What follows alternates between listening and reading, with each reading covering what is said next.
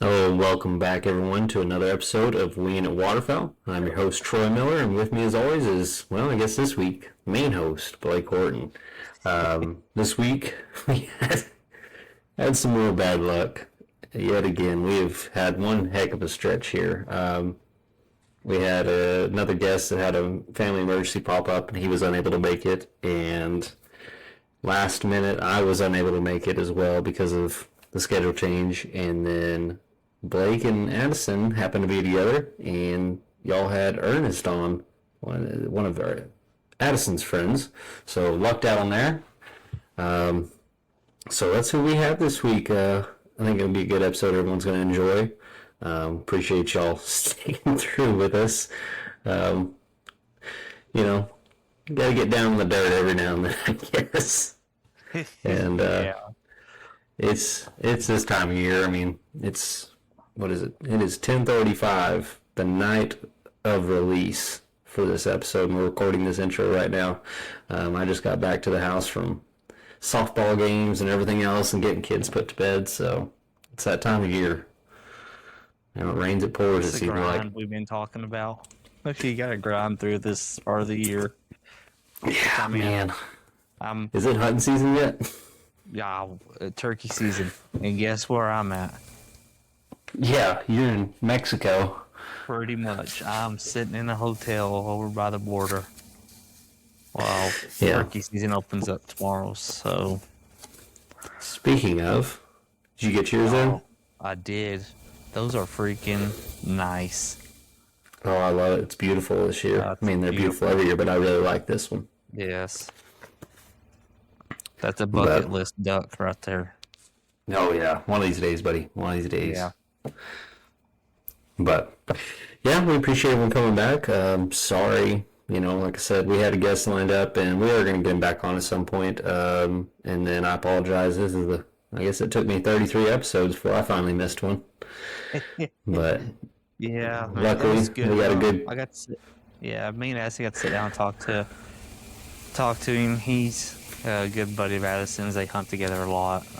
Addison was actually at my house for the weekend. He spent the weekend with me, Caitlin, and Ryan, and got to have a good time and see each other. So we sat down on the back porch and recorded this one.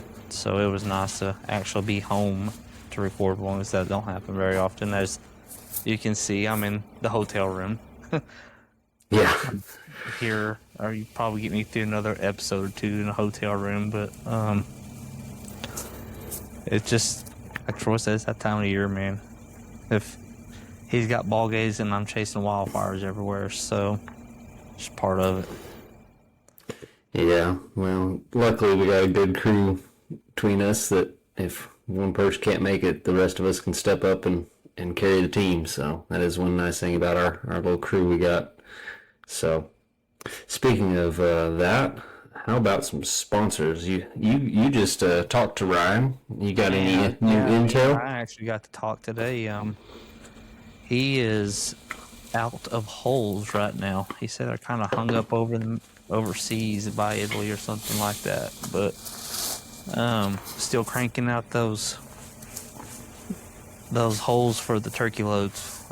He's sending And them that's out Big every River day. Ammunition for anyone Yes. that doesn't realize when we're talking about Ryan. Apologize about that, but Sorry about that. Yeah, it's Big River. no, you're good. He's excited about these turkey loads, man. I had one of my friends from Louisiana shoot some today and patterned some, and I mean, I'm not going to tell you all the wrong thing, so give me 1 second and I'll look up what he sent me. He is very impressed by what they did. He was shooting them with 12 gauge, the 3 inches. He shot number 6s, and at 40 yards, he had 271 pellets in a 28 by 28. And then That's with the impressive. Yes. Yeah. And with the number 5s, he had 202. And I mean, Heck yeah. we're talking about turkey loads here. This ain't no TSS loads. These are the working man. This is his lower end. Custom and hand loaded every bit of it. Every bit. He puts a lot of work and a lot of research and a lot of effort into this stuff. I mean, he doesn't put out anything until he knows it's working, and then, I mean, he puts everything through the paces. If there's something not right, he wants to hear from any and all of us that use his stuff, and he's gonna make it right if it's not. So yeah, he is someone that is awesome to support. He's been awesome with us. If you haven't listened to that episode with him, go listen to it, and man, go check his stuff out. And he's got that code for anyone that wants to order some ammo while you still can, because I mean, he's going to crank it out as long as he can. But the way things are going, you know how these things go. There's always an ammo shortage around the corner for a lot of this stuff. Yeah. But go over and order $100 more, and you get free shipping when you use code WINGIT, WINGIT. Yep. So, and he'll have those holes in pretty soon. He said he got over 1,000 coming in, and he'll have some more. So season's coming up. Guys. Almost makes me want to go. Know it. So. Almost makes me want to go shoot turkeys. Almost. Oh man. I've been getting on the calls. I'm so ready to try to. The last 2 weeks, I'm gonna be trying to grind it out on my days off and get some turkeys on the ground. Well, like I said, you'll be going after the good ones. They'll get all the jakes and the dumb birds out of the way. Yeah. Just be trophies left for you. Yeah. That's what we're hoping for. You wanna. Hopefully, you'll be able to smoke around a turkey leg. Yeah. There we go. Speaking of sponsors and everything, other guy is TFS. So we just had him on last week. If y'all didn't catch that was a great episode to get to catch up with him. Man, he has got new stuff turning out, it seems like, daily. So if you haven't checked him out, make sure and go check his stuff out on shop. And actually, he's got his website. I haven't had a chance to check it out yet. It is awesome. I've looked at the website. Yeah. So. Yeah, y'all go check out TFS Cableworks website and all the new stuff. I mean, I just talked to him today. He just realized that he never sent me that ring, so he's gonna get that in the mail, I think, soon. But man, he'll take care of you. I mean, if it breaks, and I'd be very surprised if you can break something of his. If you break something of his, it's something that he's probably already solved, and he's still gonna take care of you and make it right. Yeah. So, I mean, I got a turkey tote waiting on me when I get home. He takes care of his people and takes care of his customers. I mean, we can't say nothing better about him. He's a great guy. Yeah, good guy, good business. You can't ask for much better support. So, and if you go to his stuff shop, or I believe on his website as well, and use code WINGIT10. Yes. 10% off. Winging It 10 is going to get you 10% off any of his handmade stuff. So like call lanyards, the totes, dog collars, leashes, different stuff like that. The like shirts and hoodies and different stuff like that, it won't. But any of his handmade stuff, which is stuff that you're going to want to be after, you're going to get 10% off any of his stuff on the store. So that helps support him and lets him know that you heard about it from us. So go check out both their stuff and let them know you heard about them from us. Anything else new this week going on with you down there in El Paso? Or wherever you're at near El Paso? Yeah, close to El Paso. No, not really, man. Oh, we did forget one guy. We got our custom, I guess, call lanyard maker as well. Oh, yeah. Dust Bowl Falco. Man, he's cranking out some good stuff, too. Yeah. And yeah, we talked to Dylan last week with TFS, and they're kind of going together on some different stuff, and so you get the best of both worlds. And use code WINGIT it over there, and you can get 10% off any of his already in stock stuff. So go check out his stuff on shop. It's the Dust Bowl Falco. Let them know about us as well, and that's what I have up here. So I didn't get to use it much in the season, but I was very impressed with what I did get to use it for the end of season by the time I got it in. So y'all go check him out as well. So I'm excited to listen to this episode and get this one cranked out. Yeah, I am too. Sounded like y'all had a good time. Oh, it was a good time talking to him. Just got to learn about a bunch of different spots in Texas that have different aspects on hunting, and he kind of goes over like guiding in some of these areas that are infested with gators, and how he guides and how he hunts it and everything like that. I mean, it's a good one. We do talk a lot of just being the guy talking it too, but it's a good episode. I think everyone will like it. Yeah, I'm excited for this one. Hopefully it'll do well. And then, like I said, appreciate y'all taking the helm on that one and leading charge on this episode. Oh yeah. Like I said, it's kind of weird that first time I've missed an episode, but like I said, we got a great crew, so one of us has something come up. Yeah, it was a little weird doing it. I mean, I wasn't used to you doing the intro, and me just kind of starting to talk, so I had to do the intro. That's why it sounds a little weird. Yeah. I think it goes okay. Like I told Addison, baby birds gotta leave the nest every now and then. Yeah. We got you through the hard part, which was getting to the record part. Yes. Yeah, I think that's the first time you've had to set up everything, wasn't it? It was. It's a weird time during the day too, because it was bright outside and we were underneath the deck and the camera was going weird, and we finally got the sunset and lighting got right, so we got it all figured out though. Yeah, I'm good. Good. Well, I don't think I have anything new other than just craziness of life right now, and hopefully everything's going well for you down there. And it is. Before you know it, you'll be out there hunting the turkeys, and I'll be down there in the next. Man, it's just a little over 2 months, and I'll be down there. Yeah, can't wait, man. We got your beaver tail at the house. We'll get it to you in the next month or so. We'll get our parents up there, but we do want to say we hope everyone has a great Easter. Yes. I know everyone thinks about it as getting to go hunt eggs and rabbits and all the other part of it, but just remember why we are actually celebrating Easter. I mean, I know me and Troy don't talk about it a whole lot, but our Lord and Savior is the reason we get to do what we do and enjoy what we get to enjoy. So that is what this weekend's all about.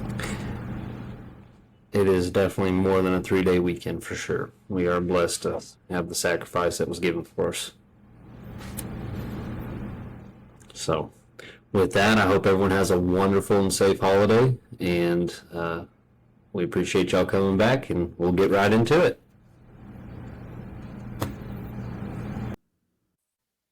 Good evening, everybody. It's me, Blake. We got Addison tonight. Troy was not able to make it. He had some family stuff going on, so we're going to do this from the back porch here at my house. Addison came over to Louisiana to hang out and eat some crawfish for the weekend. So on tonight's episode, we have Ernest Gonzalez. How are you tonight? Oh man, I'm doing great. How are you doing? Good.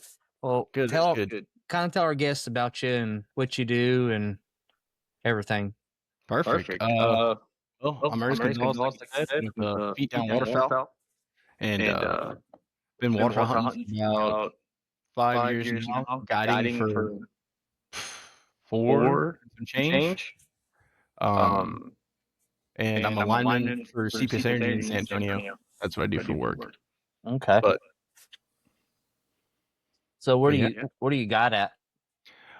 Choke Canyon is the most recent place I guided. I got some other places I take out on private, but for the most part it was Choke Canyon for public land. Gotcha. You couldn't guide there this past season, huh? No, there was no water, man. It's pretty sad, honestly, seeing it from 5 years ago to now. It's crazy how much it's dropped. They closed all the boat ramps in what, October? Yeah, October. And actually there was probably like 10,000 birds on that lake in October. We went and looked at them. Yeah, it was crazy. They were all in the back, and all the mud's at. It was just nasty where they were at. But man, they were thick. Pintails, mottled ducks, teal. You had a bunch of gadwall down there already. And I had some buddies who actually went there during January. kayaks, and they whacked them pretty good. Bunch of cans and some teal. That's about all it's going to be next year is kayak lake for sure. Yeah. So You with know. the recent rain that South Texas had, did the lake come up enough for hunting? I guess last July when they had all that, has it came up enough to help at all, or y'all still need a lot more rain? Oh man, we need a lot more rain down here, man. Hunting like central, really, it was pretty good because everything went up central. Rivers, lakes.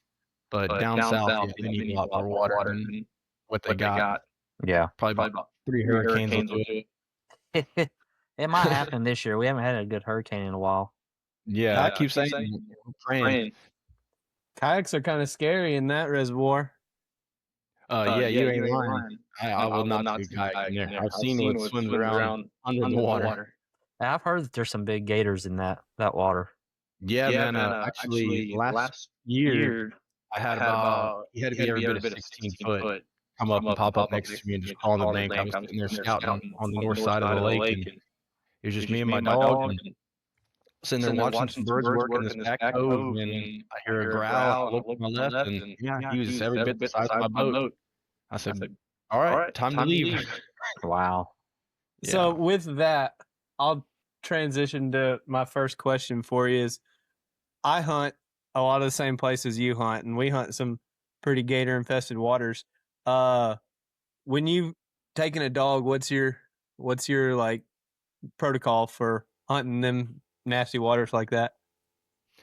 So what I like to do is, one, I don't bring my dog at night. So if I get in there at 1, 2 a.m., I'll leave him in the pickup or in his kennel, and then I'll go set up and do what I gotta do. I'll come back and get him. If I pick up people, or even not, just because I don't want to take the chance of him running around or getting pulled out of the boat. I've heard some stories of gators jumping in boats and stuff, and I just don't want to take that chance. Now, during daylight, for the most part, I have never had a gator come near the decoys once we start shooting. I've never had an issue with an alligator. I've had some close calls where they pop up while we're sitting there watching, and you just kind of got to be vigilant when you send your dog and just walk down to the water's edge with them, and just kind of keep an eye on things. I mean, they're not going to sit there and grab them in the water, I would imagine. And most of the places we hunt, it's pretty shallow, so you'll be able to see them, especially as they jump. Yep. Well, so I guess, I mean, I hunt in Louisiana too, and I've hunted in East Texas, so we have the gators as well. Yeah. Do y'all have, do you have a plan if something happens for some reason? Like, you're out there getting, like, your dog, you take your dog one day and you go out there and y'all have a gator come in the decoys with y'all.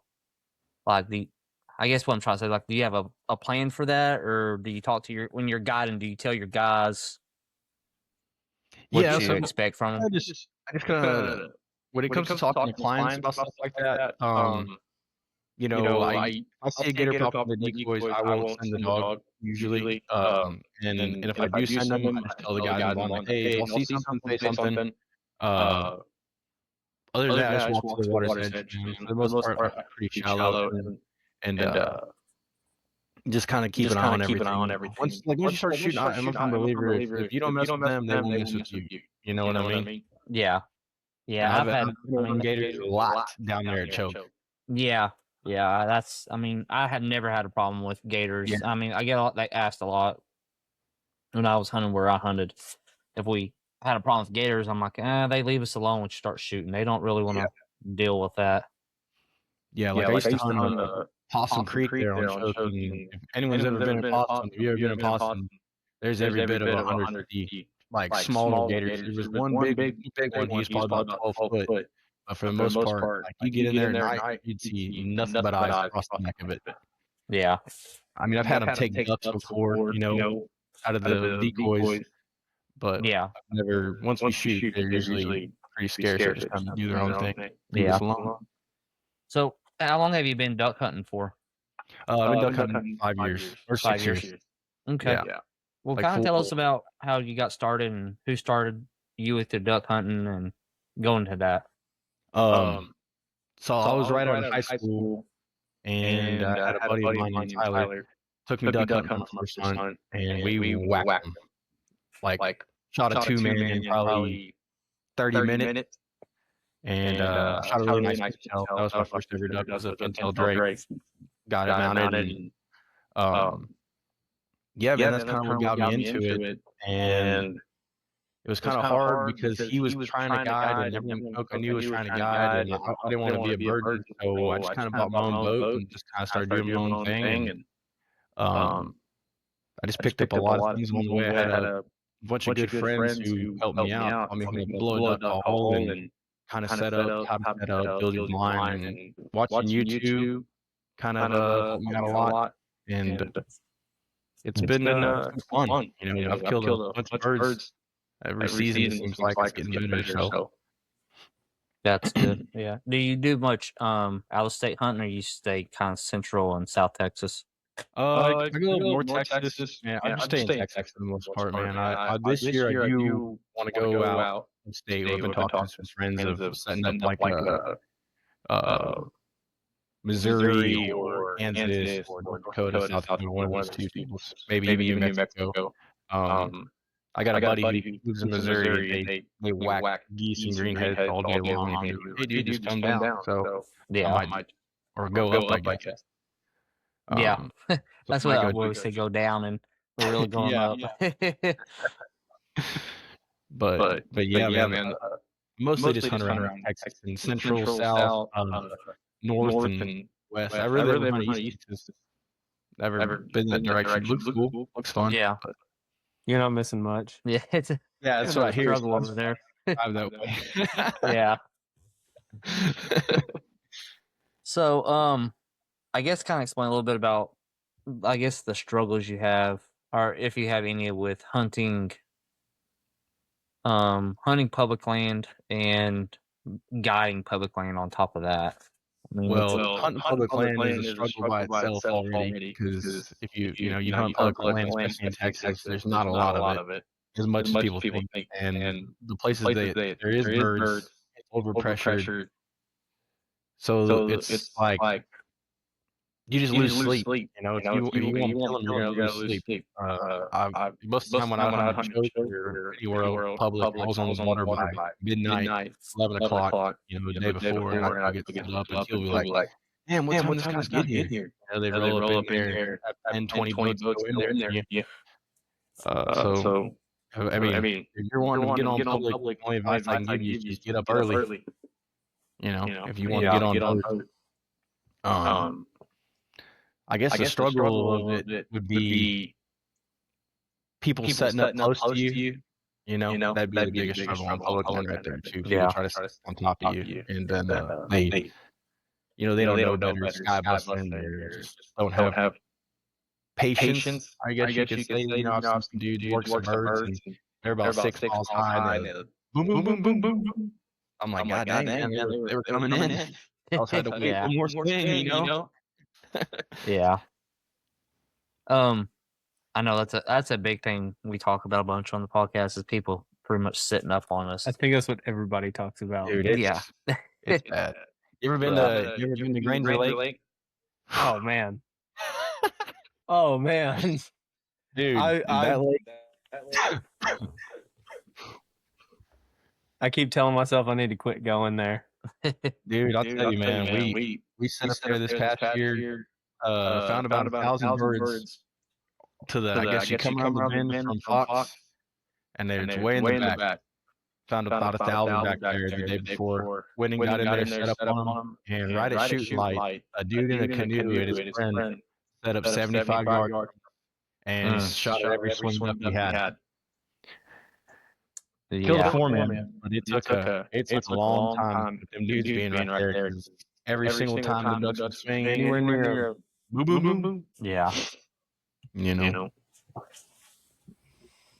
it just sucks because you're just trying to have a good time. And you get there just trying to have a good time. Man, it's a little bit more, I guess, hunting education, I guess you could call it, Yeah. Just realizing where you're at on distances. Because I know at night, man, it's hard to tell how close somebody is sometimes. until the daylight comes. Damn, that dude's pretty damn close. Yeah. Yeah. So how do you basically like, oh, how I really want to say this with your clients? How do you make it work like in their best interest for the public land guiding? Keep them satisfied if something like that does happen. Do you pick them up and move them, or? Yeah, it just depends where you are in the situation. It is, like luckily, like I said, most of the time I got it on choke or private. So if private, I didn't have to worry about much. But on choke, when people sit up close to you, if you're on the X, the birds are just going to be there. You know what I mean? So you usually can just stay where you are. If you have to move, you can move. That's the nice thing about choke. It's a big enough place to where you can pack up and move, on a couple hundred yards away and set up again. Or you could just ride it out, and that's a lot of time I did that because I would just set up on big feeds or, a good low or hunt traffic. And honestly, at choke, I really didn't have that many issues with guys setting up close. It's really just other lakes around Texas for whatever reason. Because a lot of people actually don't hunt choke, but once they realize that it's a pretty dangerous place to drive a boat, like I noticed, I guess last season, or 2 seasons ago, there was probably 20,000, 30,000 on choke during opener, and we had about 350 boats out there show up, and they blew all the birds out by 6 a.m. And there was boats. So like we set up at 4 o'clock the day before, slept in the whole shebang, me and some buddies. And we heard boats from 8 o'clock at night all the way to 6 in the morning driving around, and they blew all the birds out. We killed, I think, 10. Wow. But it was a struggle. It was crazy too because we had birds like lighting all afternoon on top of us, and they were just all gone by the next day once they went to the roost because everyone was driving through the roost looking at birds. Yeah. I think, I've experienced that out on public land in Texas too. You got to do you do a lot of scouting, a lot of boat time, a lot of miles, and then when you find it, most everybody else knows you found it, and they're trying to get out there too, and then everybody wants to drive through the holes and be right beside you. So nothing's a secret anymore. No. There's not. There's very few secrets, and we're fortunate enough to hunt a few of those still. You know what I mean? For public land ones, there's a couple spots me and him we know about, and you hardly ever see anybody out there. It's lights out most of the time. Yep. Yeah, one of the good friends that you were mentioning earlier, we probably both gave us that pin, or gave us both that pin. And y'all killed a 8-man there? Yeah. Twice. No, 3 times actually. 3 times. Yeah. Yep. We probably got it done within an hour. Well, at the time, what's crazy about that little place too is they went back, I guess in January. And they said there were like 80 boats out there on that little spot. Really? That's yeah. Because I went out there in late January, and it was me and 2 other guys. We all met at that northmost ramp, and we said, all right, we'll all launch at about 5:30. And that was cool. I didn't see 80. That sucks though.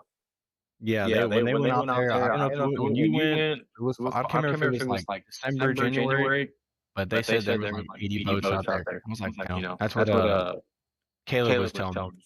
Oh, really? Yeah, because he had to sleep in the hole, and they did. They stood all right to the end of the 6-man. But yeah, dude, they said it was crazy. But that's how it was every time I've been out there. It's usually just being the boys and then maybe one other group. Yeah. It's been great too. Honestly, like what you're saying, people would just do that more to communicate. That'd be a whole lot better across the board, Yeah, and we we even pulled up our Onyx and was like, "Hey, this is where I'm going. I don't want to sit up too close to you." And he's like, "Oh, that's a good spot. Oh, this is, I'm gonna go here and run these." And if you get more of that, I think everyone just is gonna be happier in the long run. You're not getting peppered by someone else's shot and everything like that. Oh yeah, no doubt, man. I think everyone just get along and have a conversation at the rant. Yeah. It would go benefit everyone else. You know what I mean? Because then you ain't got to worry about no one on your toes or stepping on anyone else's toes. Yeah. Yeah. Take the ego out of it and just do what it is. Just having fun. Yeah. And honestly, it comes down to a boat race. I'm about that. Well, I know you are now. I saw your Snapchat the other day. There's gonna be a little booster on the back of that old gator tail. Who'd you take it to? I went to Hog Bear Precautions Performance. Oh, okay. Yeah. Oh, him and old Devin are pretty tight, huh? Yeah, that's actually how. So I'm getting Devin's kit. Devin's getting a whole like a bigger turbo for his boat. So I'm pretty much getting Devin's kit. We worked out something, and I'm getting a little extra, couple extra things. We're predicting that my boat's going to be going anywhere between 40 and 47, 48. Oh yeah, see, you're ready for them boat races then. Yeah. So now, I'm ready to run it. Let's run it. Yeah. Are you gonna? Is it gonna be done in time for them mud boat races in April? I don't know yet. We were talking about that the other day. It'll be done in 2 weeks or the same weekend as the mud boat race there. Yeah. So if it's done, would you enter it? No, I probably won't run. I'll probably go. I'm on that side of the world. I might as well check it out. Yeah. But I probably wouldn't enter it because I would just get the boat. You know what I mean? So it would all be pretty fresh. I'd hate to blow it up on the first pass and send it back. Yeah. How deep are you going into the motor? It's gonna be a 2.5 build. So I'll have injectors, push rods, roller rockers, valves will be worked on, and then the turbo. Huh. That's cool. Yeah. It's gonna be pretty cool. I'm pretty excited. Yeah, and it's staying on that Excel hull you have? Yeah.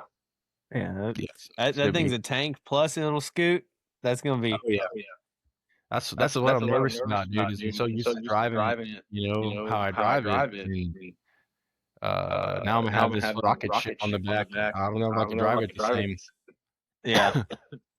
It's I had my boat built 2 seasons ago and went ahead and did a stage 3 and it woke it up, but you start putting people and gear in it, it really just slows back down. Yeah. So, but you're coming from a stock motor, right? Mm-hmm. Oh yeah, things gonna fly. Yeah, I'm excited, man. I told Hog I'm kind of just looking into doing 30 with 2 people and a hunt load. If I could do that, I'd be happy. Sounds like you're gonna do a lot more than that. Yeah, I don't know. He was like, well, we'll see what happens when you put these props on there. Your props have a lot to do with it too. Because I got Baggy working some props for me right now. So yeah, we'll see what happens. Yeah, I got a bunch of props from him too. Yeah. So dude, I was cleaning the garage the other day, and I realized I got fucking 9 props. I don't know where they came from. Yeah, they're all tore up from the rivers and fucking everything else. Oh yeah, that river you and I both go to, it's claimed some props. Oh, dude, it is tore some stuff up. Man, this last season we're going to some new territory, and we were going, and I saw that waterfall, right? Mm-hmm. And I went down it, and then we wanted to hunt back up river a little bit, so I just left the boat there. I have a 8-foot hot stick for like throwing in fuses, and I shoved it down on the other side of that waterfall. It's deep there. Oh yeah, it ain't shallow. And man, I was coming back up it, and I told my buddy James, I was like, "Hey, film this. This is gonna be cool." First off, it was the lamest thing in the world. You can't even tell. I went up like 8 inches. I was hauling butt, and man, we were cooking it. And it on the video, it looked lame, but my throttle hung, and so I was just banging the rev limiter. I destroyed that prop, and it was about yay big after, because I had to reach back to my throttle body and unhang it. And yeah. Dude, that reminds me of the time this past year I was hunting a river, not to be disclosed, by myself. I was checking something out, right? I wanted to go scout something new, so I went further than I've ever gone before, uncharted waters. Hit this turn, boat got completely sideways and just started skipping. And I was on full throttle. So I let off. There's an island in the middle of this freaking river.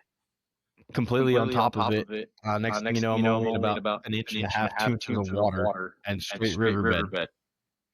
Well, I'm by myself. It's 5 in the morning. I'm hot, I'm mad. I just got this hammer prop back from being worked, and I hadn't hit a rock or stump or nothing because it was deep enough where I wasn't hitting nothing. I was like, hit that freaking island.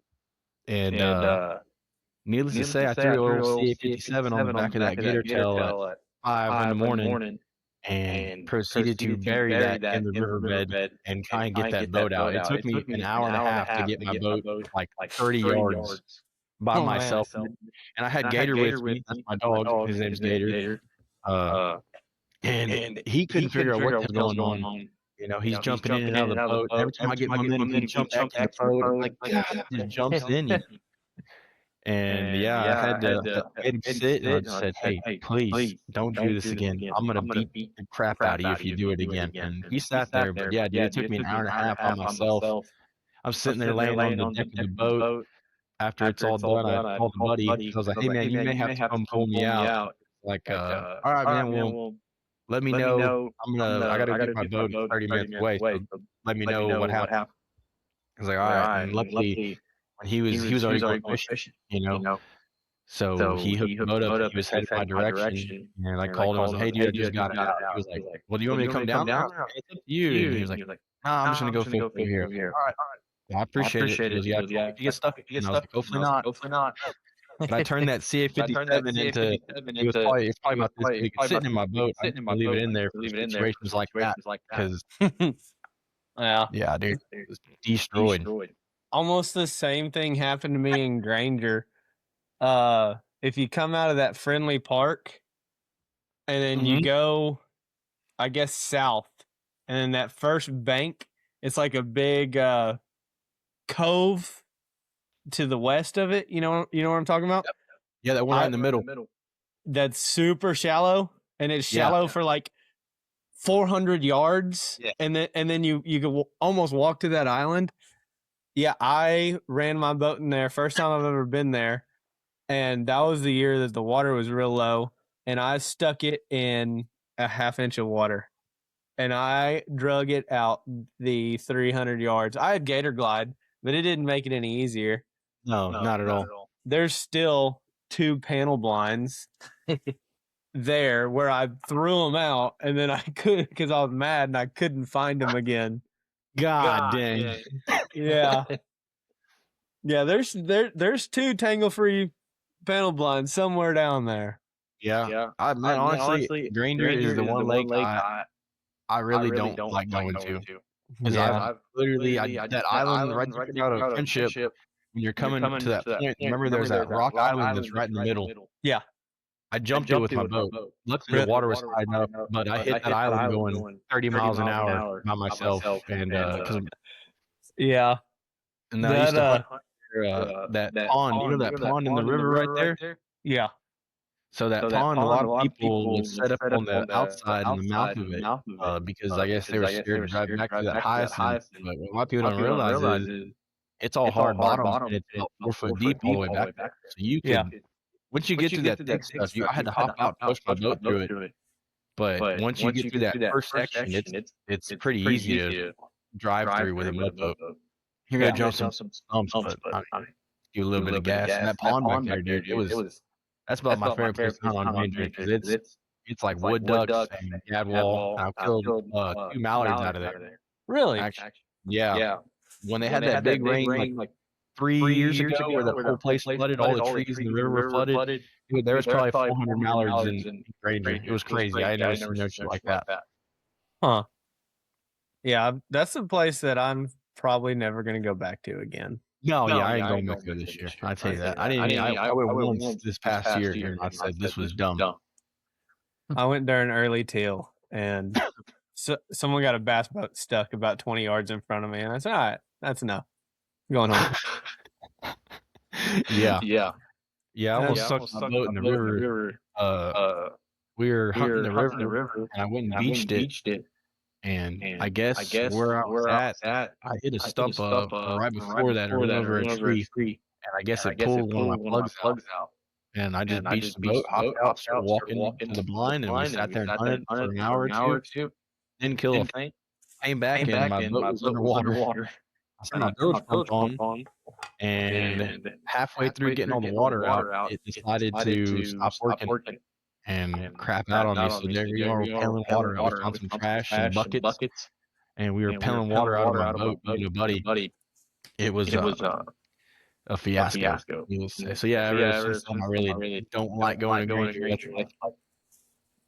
No, the stumps there are the worst stumps I've ever seen. And choke and got shit on Granger.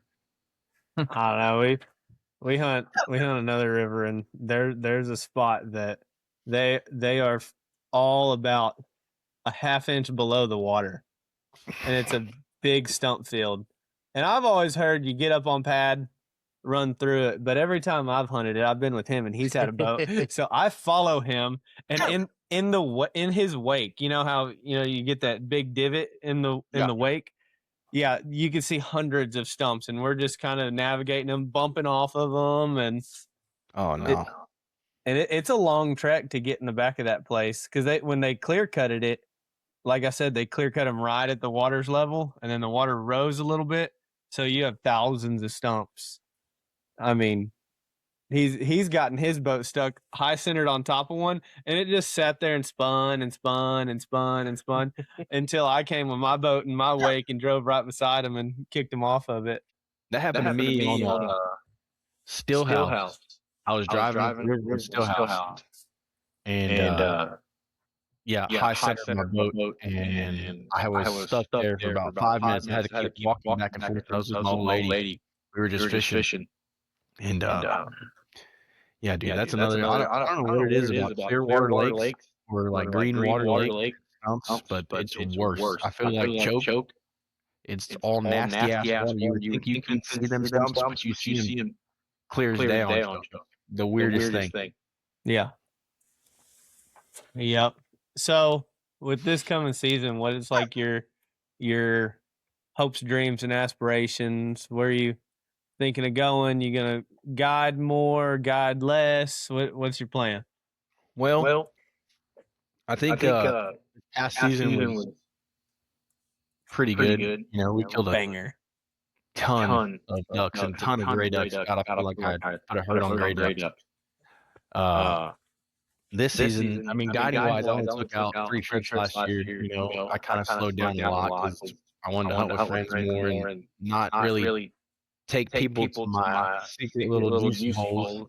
Kind of save those for me and the boys, So I think it's going to be a lot more of that this coming season. Just kind of fun hunting. Might take out a couple trips for some private. We got access to ponds around where I live here in New Braunfels, and then some down in San Antonio. We got back. So looking forward to that because we got to hunt those at the end of the season last year, and they were loaded.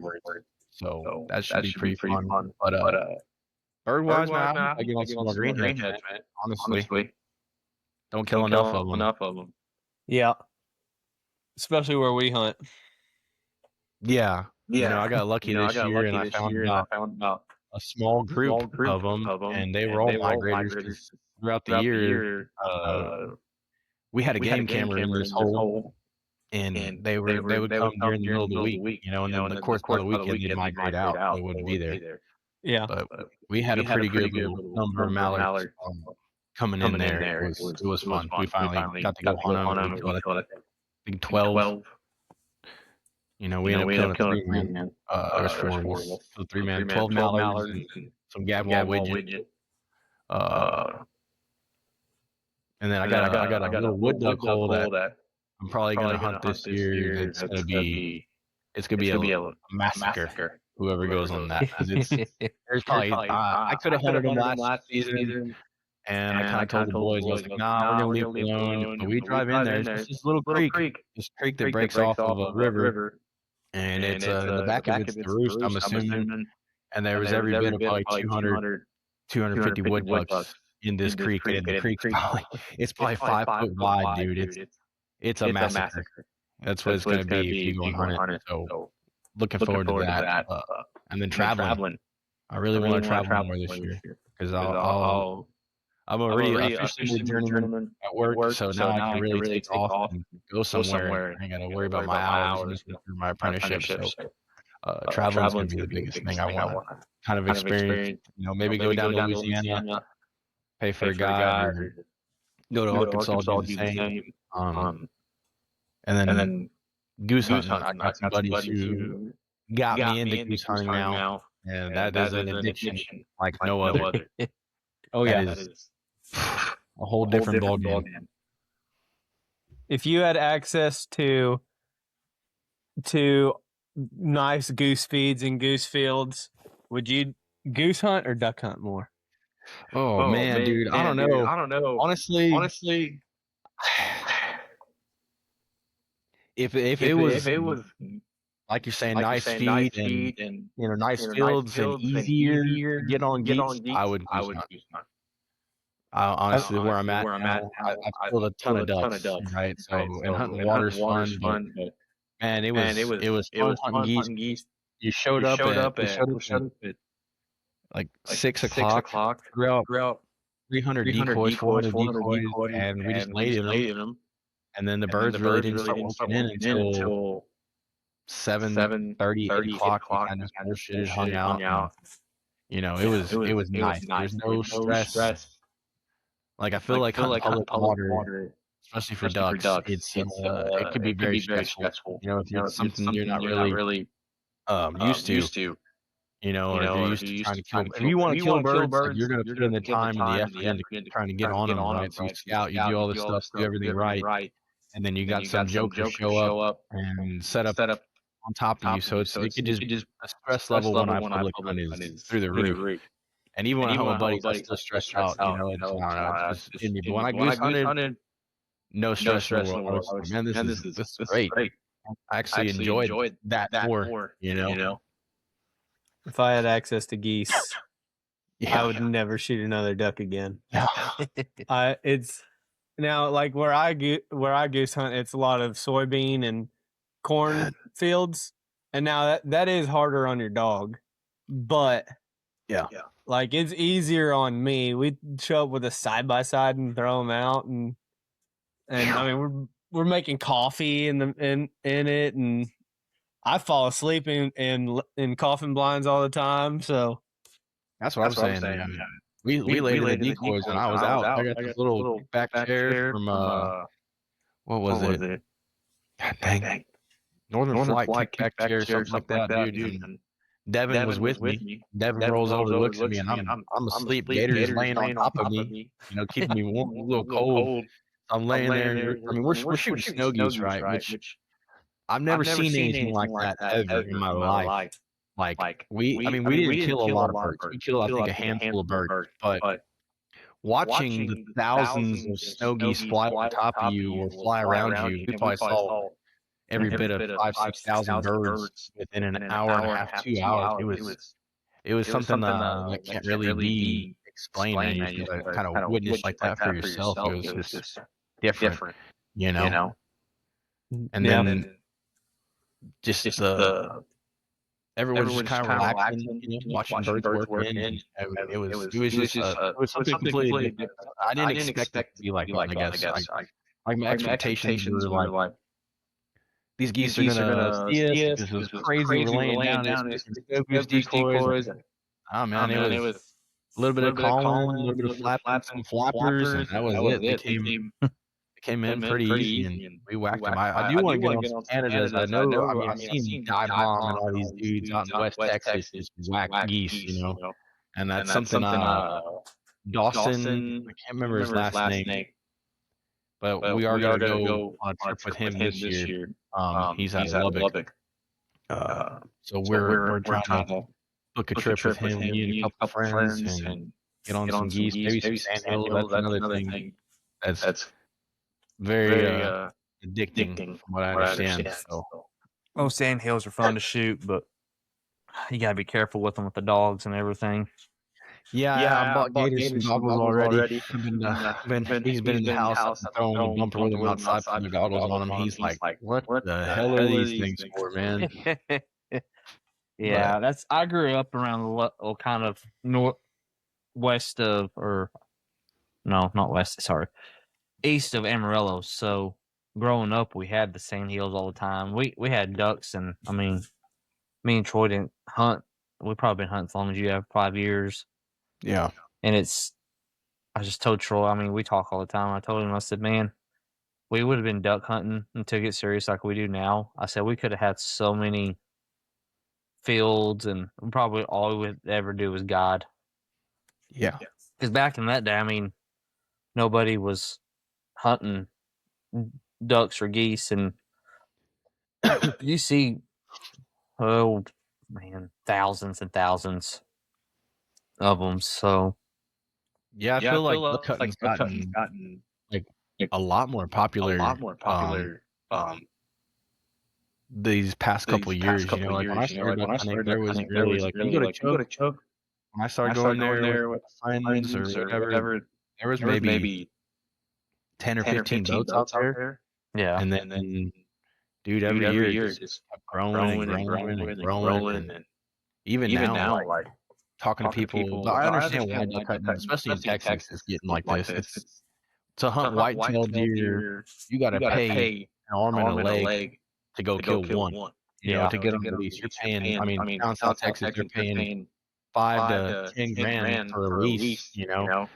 And people just want to go out and hunt, have a good time. I feel like duck hunting, especially with public land, really gives you that opportunity, gives you that, I guess, that itch you want to scratch, Yeah. So I feel like that's why people are starting to take to the sport more. Which, I mean, it's not a bad thing. It's not a good thing, but it's not a bad thing. It's I'm glad people want to get out and do stuff like that. They just kind of need to know, I guess, more etiquette. People need to really do their research on stuff like that. Because I got luxury hunting with old timers. Once I got my boat and stuff, I got to hunt with some old men at Choke, and they, kind of took me under the wing and showed me a whole bunch of stuff and some tips and tricks, and what birds are doing, what they're looking at, how to set up decoys. I kind of got a crash course from some old school hunters, and I think if everyone kind of had that, it would be better. Just kind of hunting etiquette. Yeah, I agree. What's your struggles with the YouTube? Like, I mean, I guess not just YouTube in general, but the recording. Like, man. How's the struggles of getting everything set up to hunt on top of recording? It could be a kind of a pain, dude, because you're trying to record things right for content, and then you're also trying to work stuff in, so you're constantly moving, constantly doing stuff. The easiest thing for me, what I've noticed, I used to have a camera set up behind the blind, and I would just set that up and roll it, and that works pretty good. And I got a what is it, a DJI Action Osmos 5 or whatever, and I just wear that on my head, and it's voice activated, or I have a wristwatch, and that's made it a lot easier kind of to record. Just wear something on your head, or have a stationary GoPro setup or whatever. Yeah. That'd be the easiest thing. The struggles of recording hunts and trying to post stuff is just people watching and trying to figure out where you are. You know what I mean? So it kind of discourages, especially someone like me. Like I don't like me and Ashton. We hunt some of the same places, right? And these places, like we said, they're pretty isolated, and there's not a ton of people that know about them. Well, you start posting YouTube videos or pictures, people will go look and find out where you are, and it should you like that, because then they're just going to show up on top of you or show up and just start hunting and stuff, and then that's just another more pressure on those birds that you already kind of had to yourself. And I'm all about sharing the love, and if someone came over and said, hey man, where are you hunting at? I'm not going to flat out say where I'm going or where I'm at, but if you show up there, I ain't gonna be mad at you. Just make sure you do it right. Just like, hey man, where are you hunting at over here? Oh, I'm setting up over here. All right, cool, man. I'm gonna go down here. Hey, cool, man. Yeah. No problem. So I guess that's the struggle with posting YouTube video. Like, well, because I got about 12 episodes right now, and I'm probably gonna release them after this next season. Will be, from last season. This past season, I'll probably post all those. And then, for this year, I'll post the season after. And that's just me doing it like that, just so I'm not worrying about people trying to decode my videos and show up. Yeah. So that's respectable, because it's when you put in that much time and that much effort, and it's not just time and effort, it's money, it's time away from home, it's hours on your boat. I mean, you gotta do that. You gotta keep it humble, at least for you. Right. And you just gotta protect your stuff. You know what I mean? Your spots are your spots and your friend spots. You don't want to go and be the guy that ruined those spots for you and the boys. You know what I mean? That's my biggest word. Like, I'm not out there trying to ruin nobody's spot. I want to hunt. I want to kill birds, like across the board. Even if I don't know you, I just want to kill birds. I want everyone to kill birds. But to be the person that messes up the spot or blows up the spot, that's just not me. Yeah. I just want to, I guess, take the time to record videos for memories, because there's been so many times when I first started hunting, that like. For instance, like a choke pen, we used to have gadwall, like my second year with my boat. We had gadwall, like probably 500-600 drop in on top of me. It was just me and a buddy and my dog, and we were staying in the trees. Just no blind, just have 2 dozen decoys in front of us, 500 gadwall, lit right at daylight. And man, I wish I had a camera. It was the craziest thing I've ever experienced. They were freaking gadwall landing 5 feet from me, on top of me. Yeah. And that's really what got me thinking about recording hunts and doing stuff like that. And that's kind of why I started, just to record those memories for me and my friends. And eventually post them on YouTube. I posted a few videos, and then one of them had like 1,000 views in a day, and I was like, let's go ahead and take this down, man. I started scratching my neck. My buddy Devin was like, man, dude, you got 1,000 views already? I was like, yeah, man, I'm thinking to take him down. He's like, really? I was like, yeah, that's just something don't seem right. Maybe next. And he was like, all right, whatever, Yeah. I did the same thing with a TikTok, and because I have a pretty big TikTok following. And I saw that, and then the analytics were great on it, and then I saw like 20 people shared it with somebody else, and I did the same thing. I said, "Oh no." Yeah. And then going back to like posting, it made me think of something. We're friends on Facebook. I'm friends with Devin on Facebook. There's always that one guy that comments, "Oh, I know where that is. That's blah blah blah river or blah blah blah." It's so annoying, dude. Isn't it? It's annoying when you see stuff like that. And I delete those comments instantly. I ain't gonna sit here and lie about it. As soon as I get that notification, if someone said, "Oh, I know exactly where you are," all right, well, tell me where I'm at. Delete it and then block. I block whoever that is, man. Like you could DM me that. Like if you DM me, be like, "Hey man, are you hunting this over here?" I'd be like, "Yeah, dude, that's where I'm at." How'd you know? He goes, "Oh man, I've been there." And we had this dude that lives in my hometown here in Bromfield. He saw the video of me driving around, and he calls me. Right, 'cause I knew him in high school. He's like, "Hey dude, like where do you like? Is this where you launching out of to get on this part?" I was like, "Well, what are you planning on doing?" And he was like, "Oh man, I just want to take the fam out there to go fishing." Oh, all right, man. And I drop him a pin right where I give him the number to the landowner and stuff like that. Like I said, I got no problem sharing. Just be honest and just tell me what you want to do. If you want to duck hunt, come on. The birds I always tell people, man. I'm hunting with everybody. You know. Yep, paid or not. That's right. Gratuity, that gratuity in the 275 gratuity, comes into play at the end, man. Yeah, absolutely. You do any other kind of hunting, coyote hunting, pig hunting? Oh yeah, man. I do hog hunting, run dogs and stuff like that with buddies down in Pleasanton, and McCoy and all that. We run hog dogs and deer hunting. I've killed some nice deer. I've had the luxury of killing some pretty big deer. Not this past year, the year before, I killed 192 whitetail Tula. So, yeah, my uncle's got a place down there down south. It's a company ranch. It's all high fence, but he was like, "Hey man, we it was actually a pretty cool hunt because most of the time we ride around a high rank, shoot deer down a Sendero, typical white girl shit. But this time I got to actually do like a spot and stalk on a deer. It was in the field at a feeder, and the deer I was supposed to go shoot like 140 inches. That's normally what I kill out there, management deer. And it was my birthday weekend.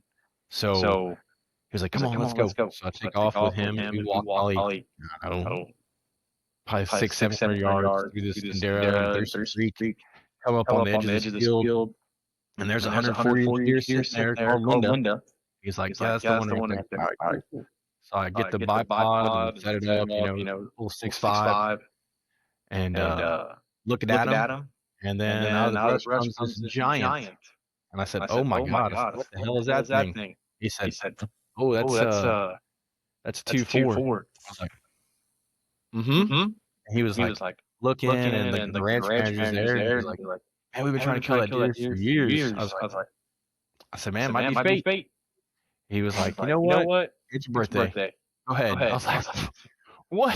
He was like, yeah, go ahead. And then, of course, adrenaline kicks in. I mean, I know it's high fence, right? But dude, you're shooting a big ass deer. It don't matter. The look fever definitely kicks in. So I'm sitting there shaking, and I finally get on him. Send one down range. He jumps about 7 foot high. Takes off. He ran about 15 yards and fell over there. Yeah, man, 192 inches. And I was crying. I never killed a deer that big. Because most time I go down there, we shoot bucks. 130, 140. Every now and again. He let my dad shoot deer multiple. They shoot some real nice deer. 100. 80, 190 all the time. But for me to get that opportunity with him, man, I'll be grateful. But that whitetail wise, we hunt like leases too, but most time it's just I just take my kids and the old lady, we go sit blind, just shoot hogs or whatever, every now and again a show or something.